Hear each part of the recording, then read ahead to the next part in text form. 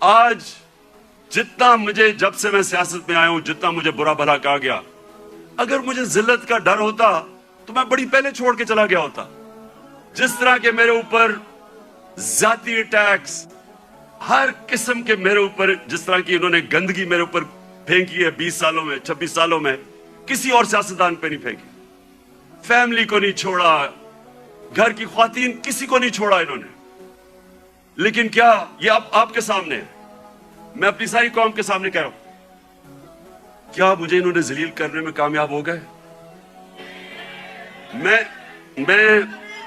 ایک منٹ، میں آپ کو آج سب کو کہہ رہا ہوں، پچھلے 6 مہینے میں جتنی مجھے اللہ نے عزت دیا مجھے ساری زندگی میں کبھی اتنی عزت نہیں ملی. بسم اللہ الرحمن الرحیم. ایاک نعبد و ایاک نستعین.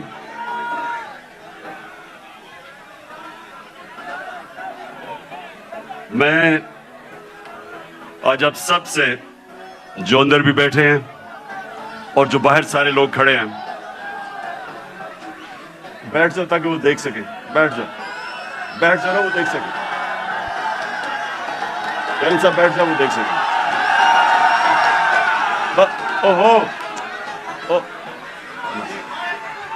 تھوڑا اچھا جی. بسم اللہ الرحمن الرحیم. میں یہ چاہتا ہوں کہ آج بڑی خاموشی سے میری بات سنیں، تاکہ یہ ایک بڑا مبارک دن ہے. اور جو میں آج آپ کے سامنے اپنے نبی صلی اللہ علیہ وسلم کے متعلق اور آج اس دن کے متعلق جو بات کروں گا، میں چاہتا ہوں ذرا بڑی خاموشی سے، اور آپ نے ایک ایسے میری بات سننی ہے کہ وہ آدمی جو اپنے بچوں کو جس طرح سمجھانے کی کوشش کرتا ہے، سیدھے راستے پہ لگانے کی اپنے بچوں کو کوشش کرتا ہے، جس طرح باپ یا ماں باپ، وہ یہ نہیں کہ ماں باپ نے زندگی میں کوئی غلط کام نہیں کیے، یہ نہیں کہ ماں باپ کوئی فرشتے ہوتے ہیں، لیکن ماں باپ کی ہمیشہ یہ کوشش ہوتی ہے کہ ہم اپنے بچوں کو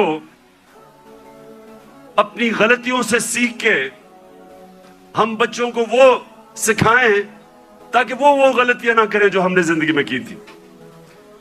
تو میری کوشش یہ ہے کہ آج اپنی زندگی، جو میں نے 70 سال کی زندگی گزاری ہے، اس سے میں آپ کو، اپنی قوم کو، جس طرح میں اپنے بچوں کو بتاتا ہوں کہ میں نے زندگی سے کیا سبق سیکھے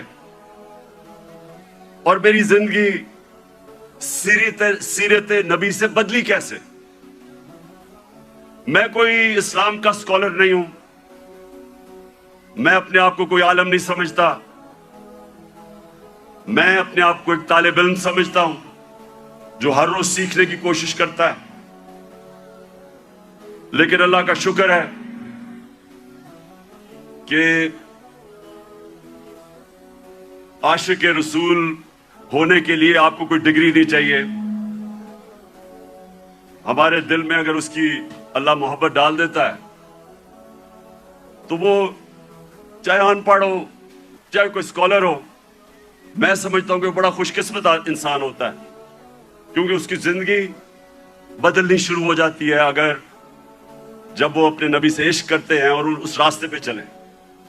تو میں پہلے آپ کو یہ واضح کر دوں کہ میں صرف اپنی زندگی کے تجربے سے آپ کو آج بات کر رہا ہوں اس مبارک دن پہ.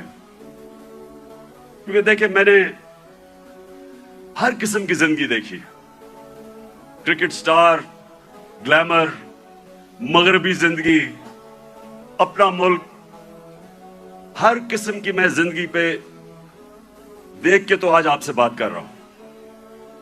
سب سے پہلے ابھی آپ نے جو یہ فلم دیکھی، اس میں दुनिया की तारीख का सबसे बड़ा इनकलाब आपने देखा। दुनिया की तारीख में कभी इतना बड़ा इनकलाब नहीं आया। 622 सब ये तारीख याद कर लें कि 622 मेरे प्यारे नबी सल्लल्लाहु अलैहि वसल्लम हिजरत करते हैं मदीना।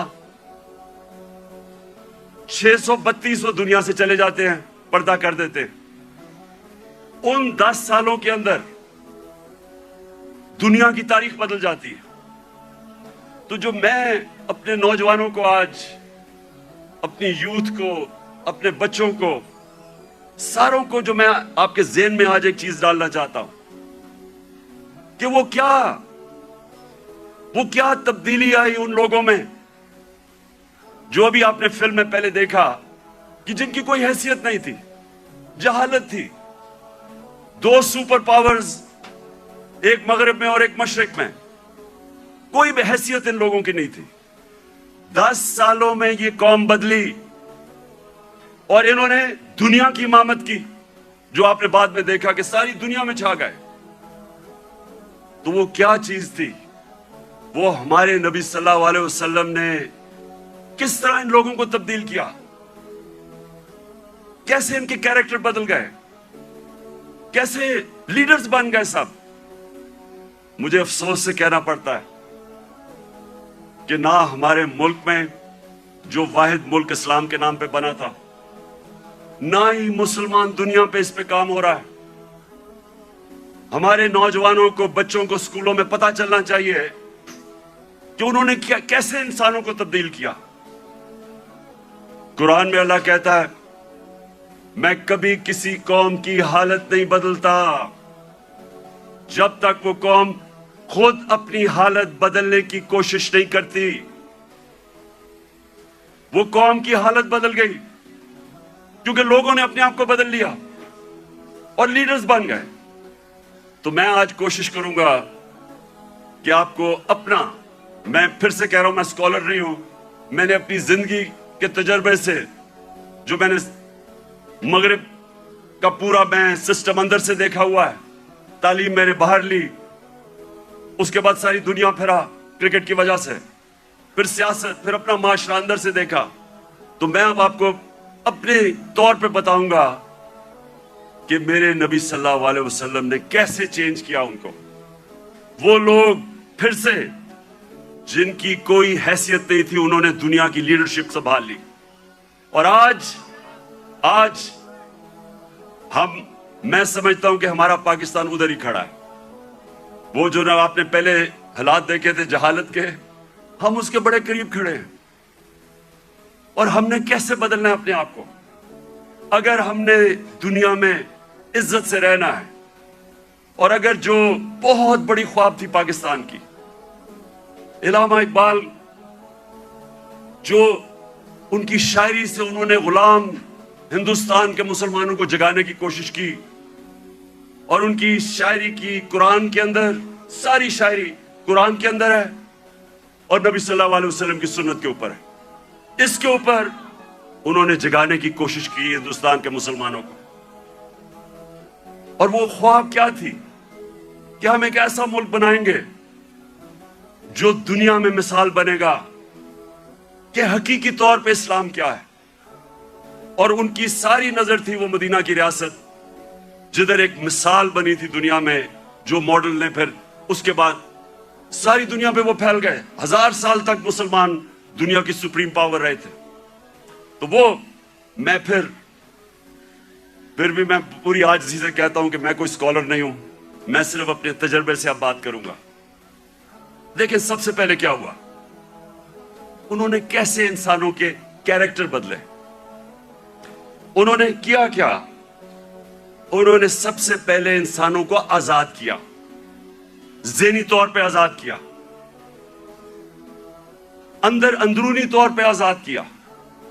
क्योंकि आजाद ज़हनी बड़े काम करते हैं। गुलाम ज़हन कभी कोई चीज इजाद नहीं करते। इनोवेशंस, इन्वेंशंस, नई इजाद जो चीजें होती हैं वो आजाद माइंड करते हैं। غلام نہیں کر سکتا. ایک غلام اچھا غلام ہی بنتا ہے, کاپی کرتا ہے. آزاد ذہن بڑے کام کرتا ہے, اور اس کی وجہ کئی 100 سال تک سارے دنیا کے ٹاپ سائنٹسٹ مسلمان تھے, اور وہ اس کی بنیاد رکھی گئی مدینہ میں. تو سب سے پہلے انہوں نے کیا کیا؟ میری زندگی میں جو سب سے بڑی رکاوٹ ایک انسان کی پرواز میں ہے وہ ہے خوف. اور میں بار بار یہ اپنی قوم کو بتاتا رہتا ہوں کہ جو خوف کا بت ہے اس کا توڑنا بڑا ضروری ہے. تو میرے نبی صلی اللہ علیہ وسلم تو جو قرآن تھی وہ چلتے پھرتے قرآن تھے. تو قرآن کے اندر جو واضح طور پہ لکھا ہوا ہے کہ جو لوگ ایمان لے آئے اللہ ان کے خوف دور کر دیتا ہے. خوف کا سب سے بڑا خوف موت کا. اللہ نے کہا زندگی موت میرے ہاتھ میں. لوگ ابھی بھی ڈرتے ہیں موت سے, جب پتہ ہے کہ اللہ نے فیصلہ کیا ہوا کہ جب میں چاہوں گا تو اس سے پہلے نہیں جاؤ گے. عزت ذلت اللہ کے ہاتھ میں. لوگ ڈرتے ہیں کہ ہم ذلیل ہو جائیں گے. میں جب سے سیاست شروع کی لوگ مجھے کہتے تھے جی سیاست بہت بری چیز ہے, آپ کو ذلیل کر دیں گے. اور پھر رسک, لوگ اپنی نوکریاں نہیں چھوڑتے, غلط کام کرتے ہیں, غلط آرڈر لیتے ہیں صرف اس لیے کہ جی میری نوکری نہ چلی جائے, میرا رسک نہ چلا جائے. اللہ نے کہا وہ میرے ہاتھ میں ہے. یہ بڑا امپورٹنٹ ہے آپ کے لیے سمجھنا کہ وہ کیسے چینج آئے مدینہ کے لوگوں. وہ آزاد ہو گئے, ان کی پرواز اوپر جانی شروع ہو گئی.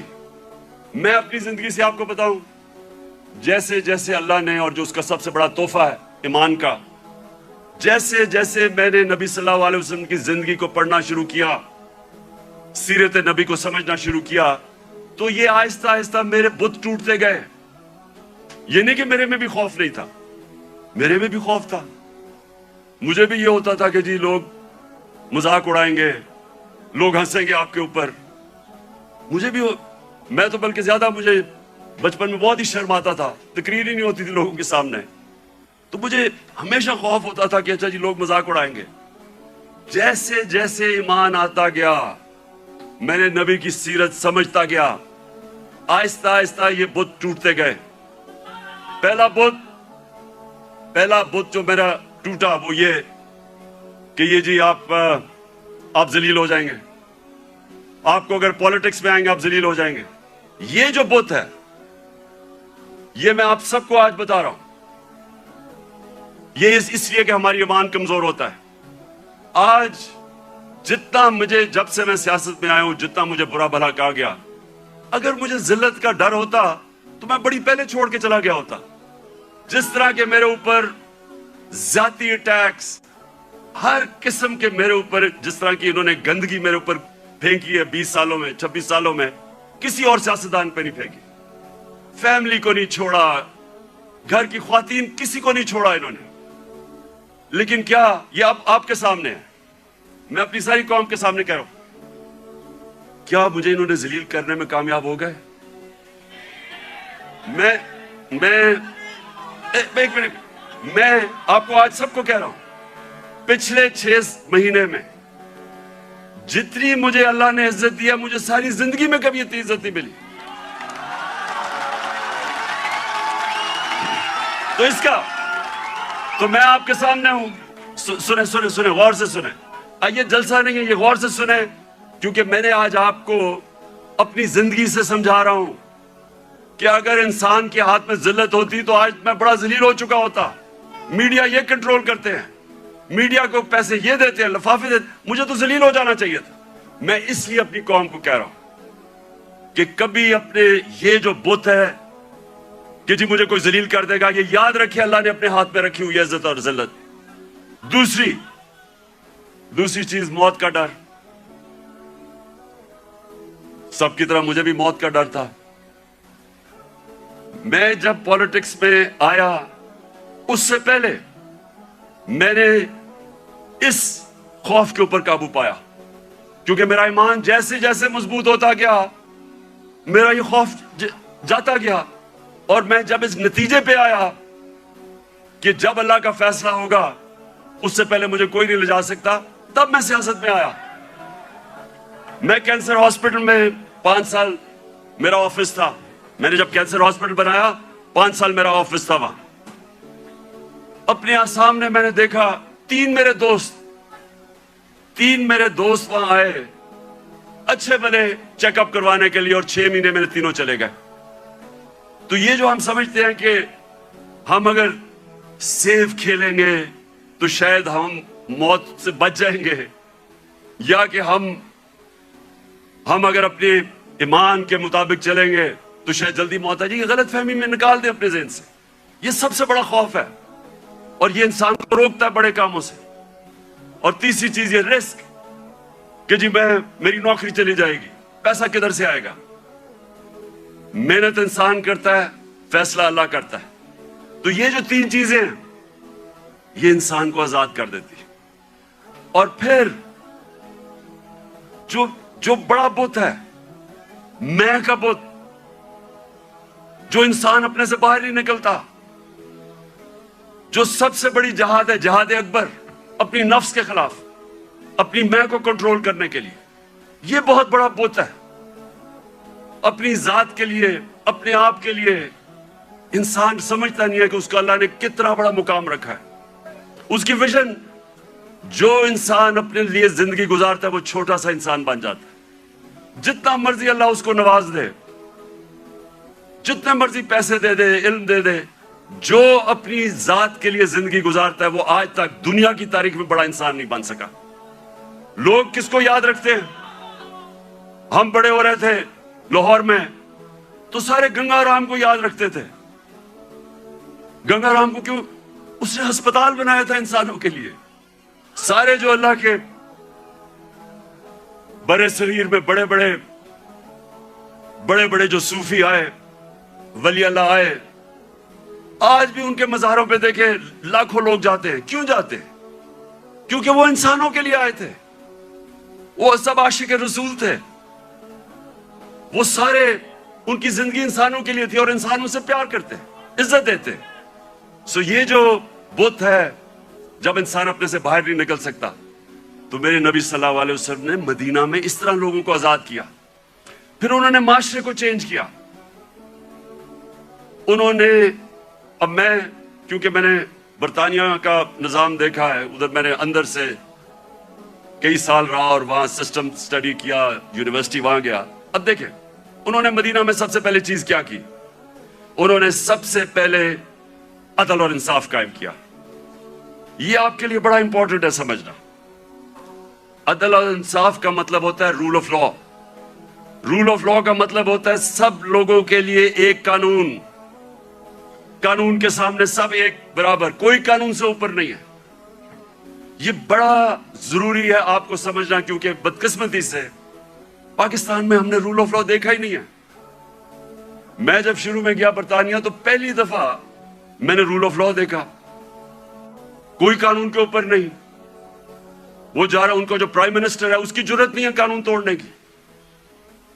ہم نے جب شروع میں دیکھا، جو ان کا برطانیہ کا جو شہزادہ تھا پرنس چارلز، اس کو ٹریفک وارڈن نے روک کے فائن کر دیا، وہ سپیڈ کر رہا تھا.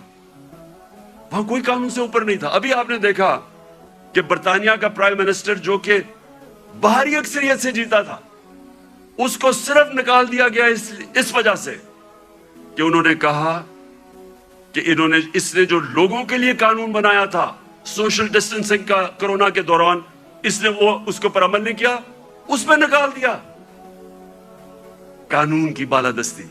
اور یہ میرے نبی صلی اللہ علیہ وسلم نے مدینہ میں کہا کہ میری بیٹی بھی اگر جرم کرے گی تو اس کو سزا ملے گی. کوئی قانون سے اوپر نہیں ہے. انہوں نے جو عدل اور انصاف کا نظام قائم کیا، یہ یاد رکھیں کہ پہلے عدل اور انصاف آیا، پھر خوشحالی آئی. یہ نہیں کہ پہلے خوشحالی آئی اور پھر انصاف ہوا. انصاف کی وجہ سے خوشحالی آتی ہے معاشرے میں. جو آج دنیا کے اندر ایک انڈیکس ہے، اسے کہتے ہیں رول آف لا انڈیکس، کہ کن معاشروں میں دنیا میں قانون کی بالادستی ہے اور کن معاشروں کے اندر جنگل کا قانون ہے، یعنی جس کی لاٹھی اس کی بھینس. آپ کو حیرت ہوگی سن کے کہ جس ملک پہ سب سے زیادہ قانون کی حکمرانی ہے، یعنی انصاف ہے، جو مدینہ کی ریاست میں قائم کیا گیا، وہ ہے سوئٹزرلینڈ.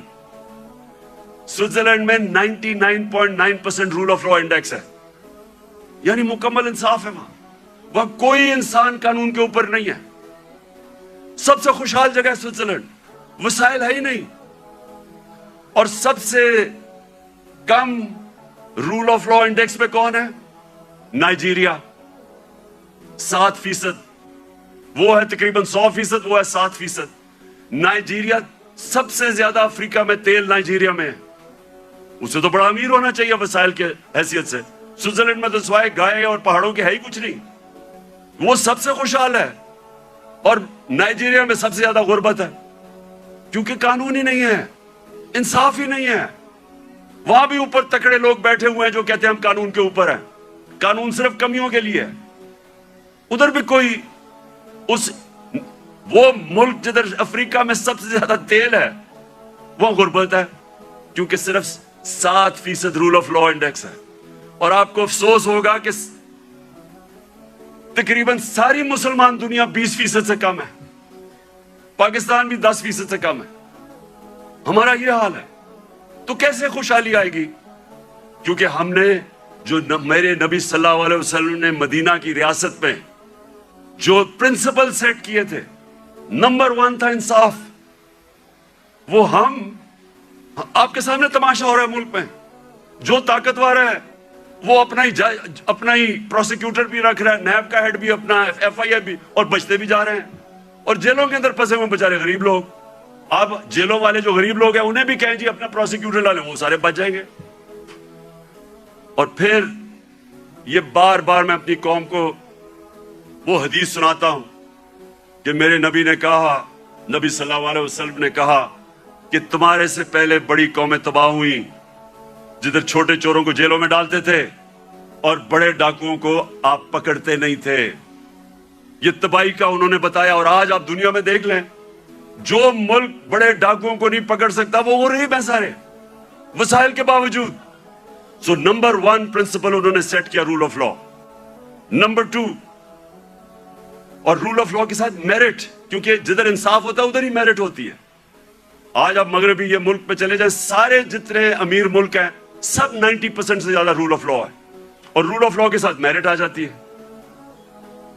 और दूसरी चीज, मेरे नबी सल्लल्लाहु अलैहि वसल्लम ने अमर बिल मारूफ व नही अनिल मुनकर, वो जो अल्लाह का हुक्म है कि सारी अवाम को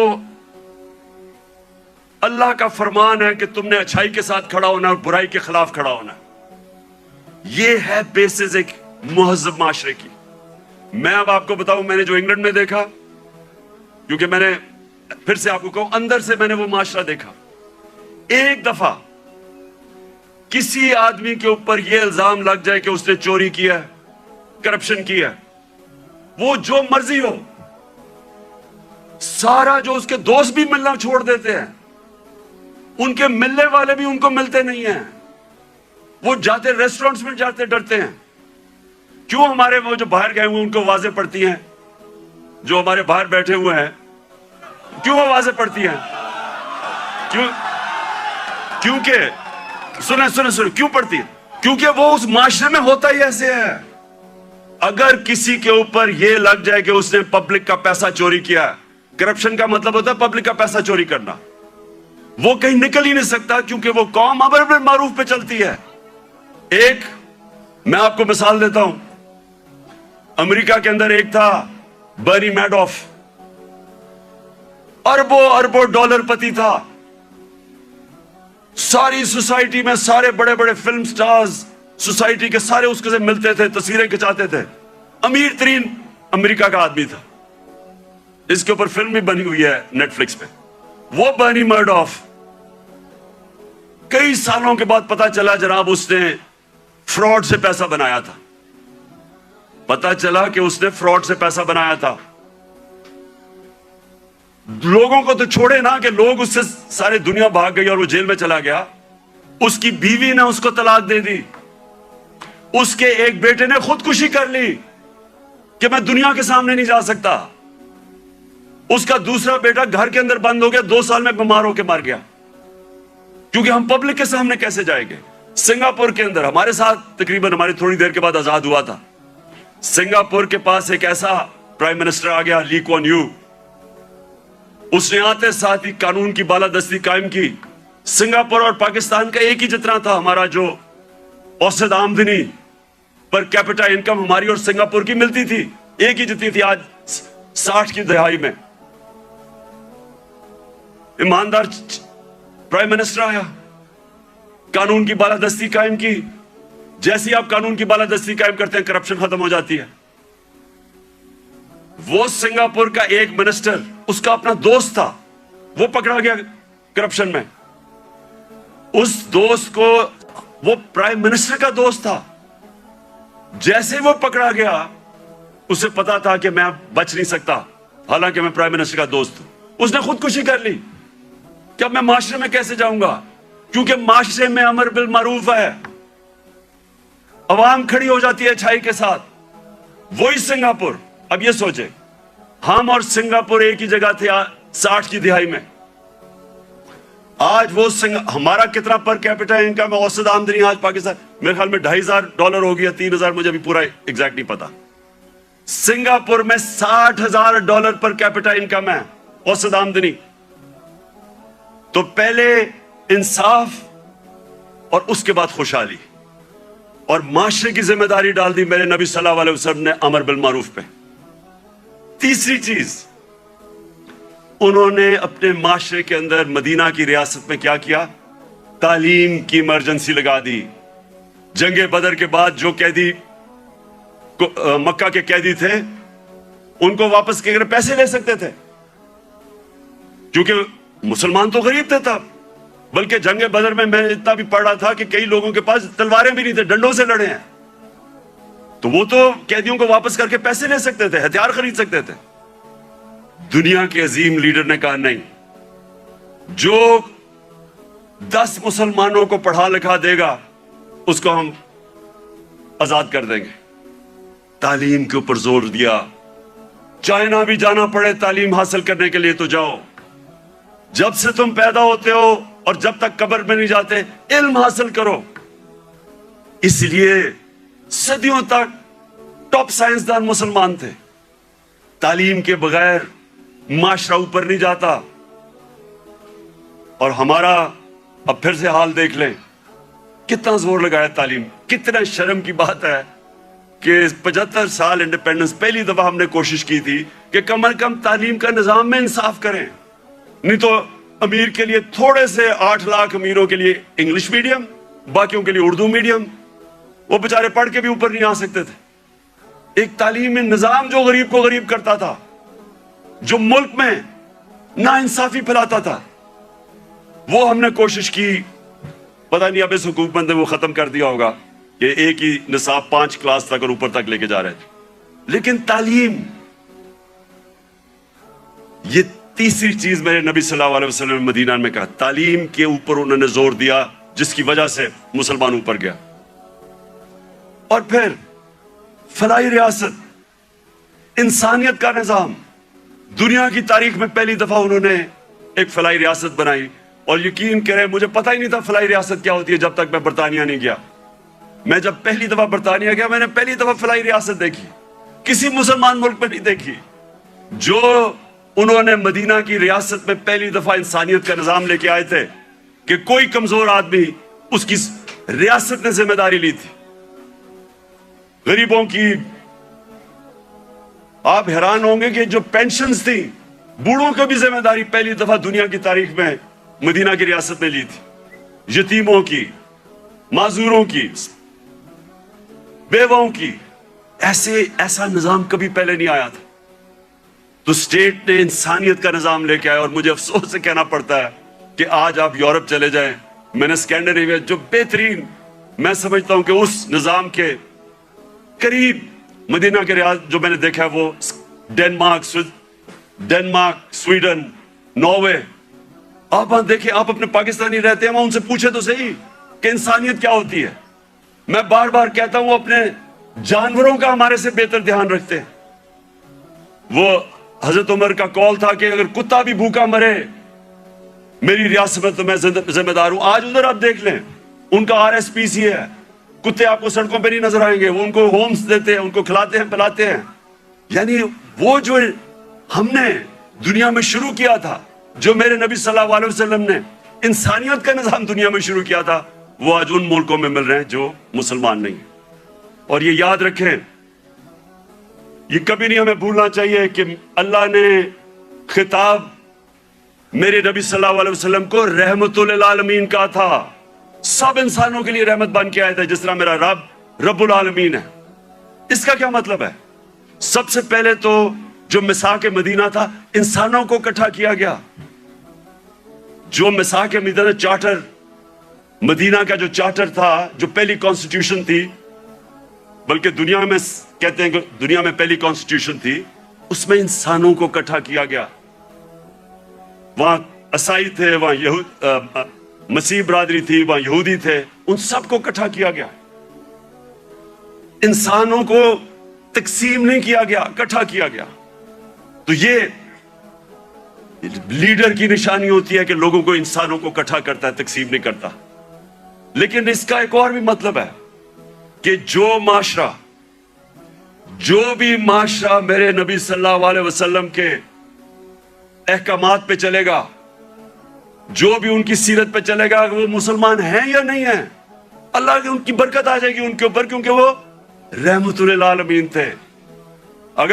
اگر صرف ان کی سیرت پہ چل کے مسلمانوں کو فائدہ ہونا تھا تو اللہ ان کو رحمت للعالمین نہ کہتے, رحمت المسلمون ہوتے وہ. تو اس لیے آج اگر آپ دیکھتے ہیں ملکوں کی خوشحالی, آپ دیکھیں کہ کتنی طور پہ وہ میرے نبی صلی اللہ علیہ وسلم کی سیرت پہ چل رہے ہیں. آپ کو حیران ہوں گے کہ جب ہم نے بھی شروع میں پڑھا, ہم بھی حیران ہوئے.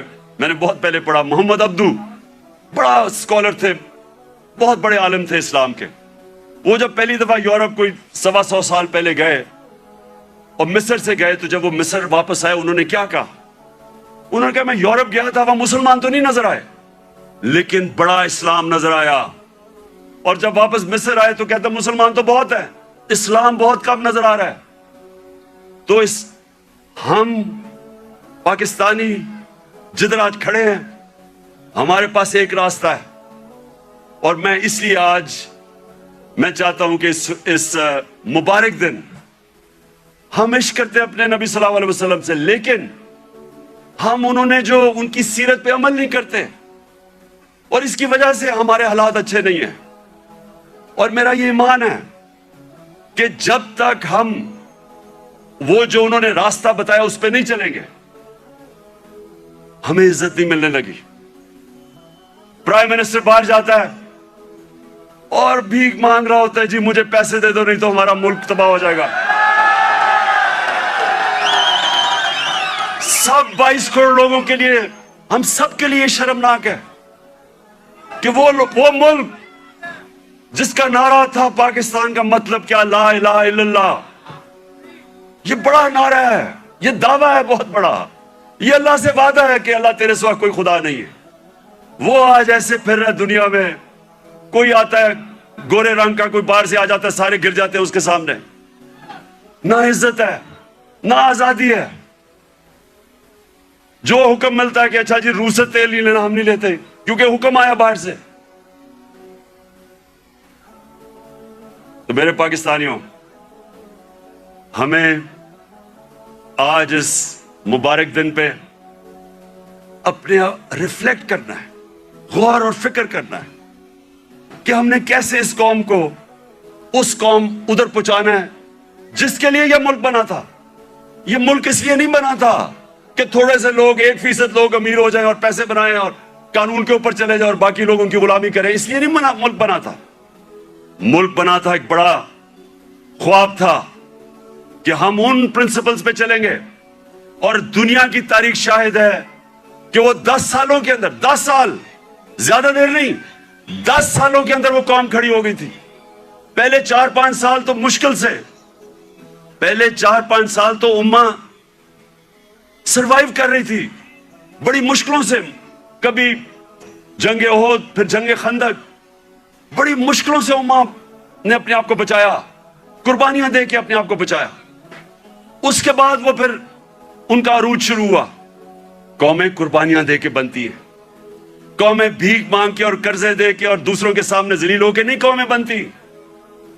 قومیں بنتی ہیں جب جس طرح دنیا کے عظیم لیڈر نے اپنی مثال دی کہ جب جنگ خندق کے اندر مشکل وقت تھا, کھانا پینا نہیں تھا کیونکہ وہ چاروں طرف مکہ کے وہ کفار نے گھیرا ہوا تھا ان کو, تو لوگوں کو کہا پیٹ ایک پتھر باندھو, پیٹ پہ اپنے پیٹ پہ 2 پتھر باندھے ہوئے تھے. لیڈر نے قربانی دے کے اپنی قوم کو کھڑا کیا تھا. اور یہ وہ قوم اللہ نے جس کو ہر قسم کی نعمتیں بخشی ہمیں, 12 موسم ہر قسم کی, یہاں آپ کو اندازہ ہی نہیں ہے. میں تو 3.5 سال میں اقتدار میں پتا چلا کہ اللہ نے کیا دیا ہے. لیکن ہمیں کیریکٹر چاہیے, ایک کیریکٹر چاہیے ایک بڑی قوم بننے کے لیے, جو ہمارے نبی صلی اللہ علیہ وسلم نے ان کو آزاد کیا تھا, ان کا کیریکٹر اٹھایا تھا. ایسا کیریکٹر تھا کہ انڈونیشیا اور ملیشیا کے اندر کوئی مسلمان فوج نہیں گئی, صرف مسلمان تاجروں کی وجہ سے ان کے کیریکٹر کو دیکھ کے لوگ مسلمان ہو گئے. حضرت معین الدین چشتی جب راجپوتانہ میں آئے تو وہاں تو کوئی مسلمان ہی نہیں تھا, راجپوتانہ میں تو کوئی مسلمان نہیں تھا.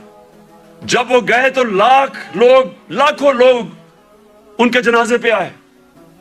کیریکٹر سے انہوں نے بدلا. جو ساری جو 10 سال تھے 622 اور 632 ٹوٹل لوگ کہتے ہیں جی تلوار سے اسلام پھیلا.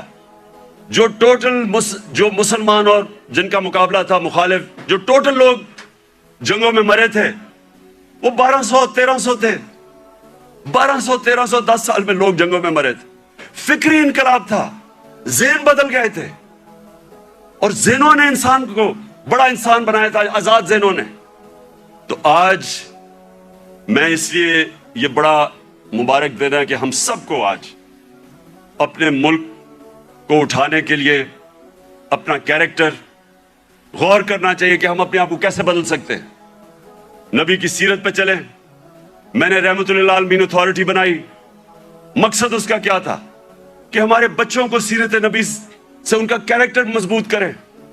یونیورسٹی کالجز کے اندر ڈیبیٹس ہو, سارے ڈسکس کریں. ہمارے انٹلیکچ ہمارے جو اسکالرز ہیں وہ ڈسکس کریں کہ اللہ نے کیوں ہمیں حکم دیا ہوا ہے کہ نبی کی سنت پہ چلو ہماری بہتری کے لیے, اور وہ کیا انہوں نے قدم کیا کرے, کیسے چینجز کیے. ایک ایسے اتنی دنیا میں اتنے تھوڑے وقت, دنیا کی تاریخ میں اتنے تھوڑے وقت کبھی اتنے گریٹ لوگ نہیں آئے. ہر انسان کوئی نہ کچھ بن گیا. اگر یہ مغرب میں ہوتے آج یہ فینومینا, تو ایک کے اوپر کتابیں لکھی جا رہی ہوتی. حضرت خالد بن ولید پہ کتابیں لکھی جا رہی ہوتی, ان کے اوپر ریسرچ ہوتی کہ وہ کیا تھا, کبھی وہ جنگ ہی نہیں ہارے, اور ہر کوئی جنرل بن گیا. حضرت بلال 2 کیمپینز میں وہ لیڈ کر کے گئے, ایک غلام ایک جنرل بن گیا. اس کے اوپر کبھی کام نہیں کیا, ہمارے اسکالرز نے نہیں کام کیا. رحمت للعالمین اتھارٹی کا مطلب یہ تھا کہ اسکالرشپ آئے اور وہ کام کرے اس پہ, تاکہ اپنے یوتھ کو تو بتائے. کیونکہ اگر آپ نہیں بتائیں گے, ان کے اوپر تو مغربی کلچر کی جلغار ہوئی ہے. موبائل فون سے بچوں کو وہ مٹیریل مل رہا ہے جو انسانی تاریخ میں نہیں بچے آپ کو ملا. تو جب تک آپ ان کو سیرت نبی سے ان کو مضبوط نہیں کریں گے, وہ کیسے, یہ جو اتنا آن سلاٹ ہے ایک وہ کلچر کا جو بالکل مختلف ہے ہمارے دین سے, ہماری تاریخ سے, ہمارے کلچر سے, وہ کیسے مقابلہ کریں گے ان کو جب تک ان کو آپ مضبوط نہیں کریں گے. وہاں تو جو کلچر آ رہا ہے ٹیلی فون سے, میں ابھی آپ کو بتا دیتا ہوں, وہ یہ کہہ رہا ہے کیونکہ ٹیکنالوجیکلی وہ اتنے آگے نکل گئے ہیں, اس کا مطلب ہر چیز میں وہ آگے ہیں, اس کا مطلب ہمارا دین بھی آؤٹ ڈیٹ ہو چکا ہے, ہمارا کلچر بھی آؤٹ ڈیٹ ہو چکا ہے. تو بےچارے ان کو کاپی کرنا شروع کر دیتے ہیں بچے, اور غلطی ہماری ہے کیونکہ ہم ان کو بتا ہی نہیں سکے کہ دوسرا ہمارا ہے کیا, جو علامہ اقبال کوشش کرتے رہے. تو یہ رحمت للعالمین اتھارٹی کا مقصد ہی یہ تھا کہ ہم ابھی سے اپنے بچے, کالج اسٹوڈنٹس, یوتھ, ان کو تیار کریں کہ 21ویں صدی میں آپ نے کیسے آپ نے فیس کرنا دنیا کو. ماں خاص طور پہ ماؤں کے اوپر جو اب پریشر ہے, مجھے تو پتا ہے کیا پریشر پڑا ہوا ہے, یہ موبائل فون کی وجہ سے جو بچوں کے لیے اب آ گیا. تو اس لیے میں آج اس دن پہ اپنی ساری یوتھ کو کہتا ہوں کہ اگر ہمارے ابھی تک ہمارے ایجوکیشن سسٹم آپ کو تعلیم نہیں دے سکا جو آپ کو ملنی چاہیے, اور انشاءاللہ ہم جب بھی واپس آئیں گے اور اللہ نے جب کیا تو رحمت للعالمین اتھارٹی کو ریوائیو کریں گے, اسکالرشپ ریوائیو کریں گے, بچوں کو تیار کریں گے. اور میں یہ چاہتا ہوں, دیکھیں آخری بات میری جو آخری بات ہے وہ یہ سن لیں. یہ تو اللہ کا سب سے بڑا تحفہ ہے کہ وہ کسی کو ایمان دیتا ہے یا نہیں دیتا. کوئی کسی کو زبردستی دین میں نہیں لا سکتا, لیکن ہمارا فرض یہ ہے کہ کم از کم ہم اپنی یوتھ اور بچوں کو ان کی فاؤنڈیشن تو بنا دیں, ان کی بنیاد تو رکھ دیں, ان کو بتا تو دیں کہ آپ کا دین, اور خاص طور پہ شروع ہمیشہ سیرت نبی سے کریں, اس کے بعد قرآن کی تعلیم دیں. سیرت نبی ایک ایسی چیز ہے جو میں اپنے آپ سے کہہ رہا ہوں کہ میری تو پہلے مجھے نبی کی سیرت میں نے پڑھی اور سمجھی, ان کی تاریخ, ان کی زندگی, پھر مجھے قرآن کی سمجھ آئی. اس سے پہلے مجھے قرآن کی سمجھ ہی نہیں آتی تھی. تو جب تک مجھے سیرت نہیں پڑھی پھر مجھے سمجھ آنی شروع ہوئی. تو دونوں پڑھانی چاہیے, لیکن ابھی سے ہی ہمیں میں اپنے یوتھ کو اب کہتا ہوں کہ کتابیں پڑھیں, نبی صلی اللہ علیہ وسلم کی زندگی پڑھیں, سمجھیں کہ وہ دنیا میں کیا ہوا تھا. کبھی ایس دنیا کی تاریخ میں ایسا فنومنا نہیں آیا. اور اس کے بعد جو پھر اللہ آپ کو ہدایت کرتا ہے, نہیں وہ آپ کی قسمت ہے, لیکن کم از کم اس سے آپ تیار ہو جائیں گے دنیا 21ویں صدی کا مقابلہ کرنے کے لیے. بہت بہت شکریہ. سلام. اب ہم سب مل کے سلام پیش کریں گے.